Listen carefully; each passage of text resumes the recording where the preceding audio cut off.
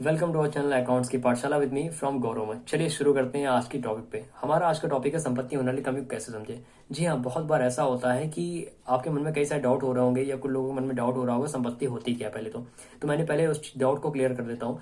जब आप मार्केट में जाते हैं, किसी प्रोडक्ट को परचेज करते हैं, तो उसके अगेंस्ट में जब आपको पैसा देते हैं तो वो संपत्ति आपकी हो जाती है। संपत्ति लाइक स्मार्टफोन हो गए हमारे, टीवी हो गया, फ्रिज हो गया, बिल्डिंग हो गई, मशीनरी हो गया एंड मैनी मोर। तो आपने जब इस चीज के बदले में पैसा दे दिया तो आपका उस पर अधिकार हो गया। अच्छा, कभी आपने ये सोचा है कि जब उसके बदले आप उसको बेचते हैं या उसको रिप्लेस करते हैं तो रिप्लेस करने के रीजन क्या होते हैं। रिप्लेस करने के रीजन भी बहुत आपके पास सिंपल होंगे। हो सकता है कि मार्केट में कोई नया प्रोडक्ट आ गया हो सकता है मार्केट में उसका कोई लेटेस्ट वर्जन आ गया हो सकता है कि आपने कुछ खराबी हो गई हो आपके प्रोडक्ट में, उसको रिपेयर करानी हो, अब आप रिपेयर करा के आप थक भी चुके हो। तो ऐसे बहुत सारे क्वेश्चंस होते हैं जो आपके माइंड में चला करते हैं। लेकिन आपने ये कभी सोचा है कि जब मार्केट में आप दोबारा जाते हैं उस चीज को देने के लिए, आपने 1 महीना चलाया, 2 महीने उसको यूज करा, आप जब मार्केट में जिस रेट में आपने खरीदा था वो रेट में जब आप उसको वापस करेंगे तो क्या उसी रेट में वो जाएगी? ये बिल्कुल ही नहीं जाएगी।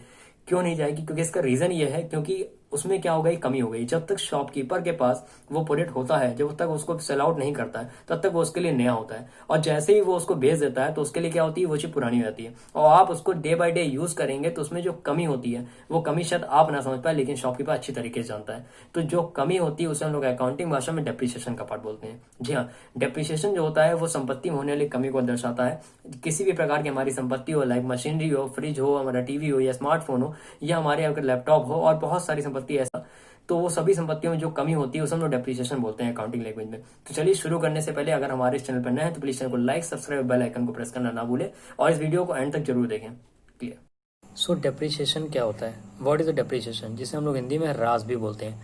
Depreciation is accounting method of allocating the cost of a tangible और physical assets over its useful life. Depreciation एक प्रकार से चार्ज होता है हमारा जो टेंजिबल और फिजिकल एसेट्स पे होता है, जिसे हम छू सकते हैं और जिसे हम महसूस कर सकते हैं।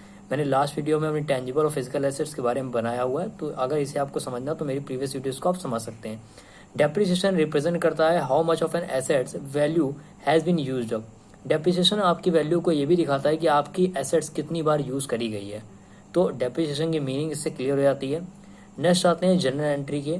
जनरल एंट्री डेप्रिसिएशन की क्या होती है? डेप्रिसिएशन अगर हम किसी भी एसेट्स के ऊपर चार्ज करते हैं तो डेप्रिसिएशन हमेशा क्या होता है, डेबिट होता है। डेप्रिसिएशन अकाउंट जो होगा वो डेबिट होगा और जो एसेट्स होगी पर्टिकुलर लाइक मशीनरी होगी, फर्नीचर होगा, वो हमारी क्या होगी, हमेशा क्रेडिट होगी। तो डेप्रिसिएशन अकाउंट से debit to assets account credit. Next है हमारा कौन कौन सी एसेट्स पे हम डेप्रिशिएट कर सकते हैं। तो इनकम टैक्स की रूलिंग के अकॉर्डिंग कुछ गाइडलाइन सेट करी गई है, उसमें कुछ क्राइटेरिया हमारे हैं। यहाँ पर देखिए लिखा है यू ऑन इट। वो ऑन इट मतलब होता है आपकी अपनी खुद की संपत्ति होनी चाहिए, वो खरीदी होनी चाहिए। You use it many your business, आपने अपने बिजनेस में इसको यूज करा हो। टू प्रोड्यूस इनकम, आपने उससे इनकम प्रोड्यूस करी हो। You can determine it useful life, आपने उसे एक यूजफुल लाइफ के लिए अपने यूज करा हो। You expect it last more than 1 year, और कम से कम आप उसे इस्तेमाल करते हुए आपको 1 साल हो चुके हों। तो ये सारी चीजें उसमें होना बहुत ज्यादा जरूरी होती हैं। कुछ कॉमन एग्जांपल यहाँ पर दिए हुए हैं एसेट्स के बारे में, जैसे व्हीकल्स है, रियल एस्टेट्स है, कंप्यूटर है, इक्विपमेंट्स हैं, ऑफिस फर्नीचर हैं। इन सभी के ऊपर हम लोग क्या करते हैं, डेप्रिशिएट को हम लोग चार्ज कर देते हैं। और डेप्रिशिएट तो नीचे लिखे जो आइटम है वो आपको उसमें यहाँ पर डेप्रिशिएशन हम लोग चार्ज कर सकते हैं। ये सभी आइटम पे हमारा डेप्रिशिएशन चार्ज हो जाएगा। इसके बाद आते हैं what is the depreciation schedule.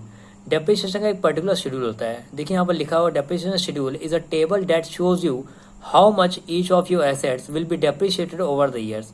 It typically includes the following information. अगर हम किसी भी चीज़ पे डेप्रिसिएशन शेड्यूल लगाते हैं तो उनमें कुछ चीज़ों का होना बहुत ज़्यादा जरूरी होता है। पहली बात देखिए, इसमें पहला पॉइंट लिखा हुआ है डिस्क्रिप्शन ऑफ द एसेट्स। उस एसेट्स के बारे में डिस्क्रिप्शन में आपको बताना चाहिए पूरा। सेकंड होता है डेट ऑफ परचेज, आपने उस एसेट्स को कौन सी डेट में परचेज किया हुआ है वो मेंशन होना चाहिए। थर्ड है the total price you paid for the asset, आपने कितना प्राइस आपने एसेट्स में पे करा हुआ है।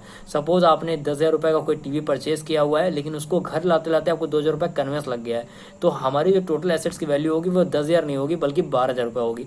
तो आपने जितना भी प्राइस पे करा होगा वो सारा अमाउंट क्या होगा यहाँ पर मेंशन करना होगा। एक्सपेक्टेड यूजफुल लाइफ कितनी होती है, आपने उसको जब खरीदा था तो वहां से लेके आप जब उसको बेचने जा रहे हैं या उसको इस्तेमाल करना बंद कर रहे हैं तो उस समय से लेके उसकी यूजफुल जो लाइफ होती है वो क्या होनी चाहिए, ये सब उसमें लिखा होगा। डेप्रिसिएशन मेथड इसमें यूज होते हैं। डेप्रिसिएशन के कुछ मेथड्स भी होते हैं जिसको मैं नेक्स्ट वीडियो में आपको बताऊंगा। सैल्वेज वैल्यू हमारी होती है, जैसे कोई क्षति हमारी हो जाती है या कोई नुकसान होता है या हमने उसको रिपेयरिंग करा रखी होती है, तो इन्हीं चीजों के लिए हम लोग क्या करते हैं, उसकी सैल्वेज वैल्यू को सेट कर देते हैं। तो यहाँ पर लिखा हुआ how much you can sell it for once it pass is useful life, how much are scrapped you can put you pay and old work truck. तो ऐसे ही हम लोग क्या करते हैं, सैलवेज वैल्यूज को भी हम लोग निकाल सकते हैं। देन आगे बढ़ते हैं हम लोग फॉर्मेट ऑफ डेप्रिसिएशन के। फॉर्मेट इसका बहुत ही सिंपल होता है। यहाँ पर देखिए लिखा हुआ date particulars amount depreciation account का यहाँ पर नाम बना हुआ है। ऐसे ही जैसे ही फॉर्मेट बनेगा वैसे ही हमारी मशीनरी, हमारी एसेट्स का अकाउंट बनता है। और हाँ, एक चीज़, आप जितनी भी डेप्रिसिएशन बनाते हैं तो उनमें पर्टिकुलर उसका प्रॉफिट और लॉस जरूर निकलता है। तो अभी मैंने पहली वीडियोस को बनाया है डेप्रिसिएशन के मैंने बेसिक्स को क्लियर कर दिया है। नेक्स्ट वीडियो में मैं इनके मेथड्स की बात करूंगा, इनके टैक्स की बात करूंगा। आई होप आपको ये वीडियो पसंद आई हो। तो don't forget to like, subscribe and share to others.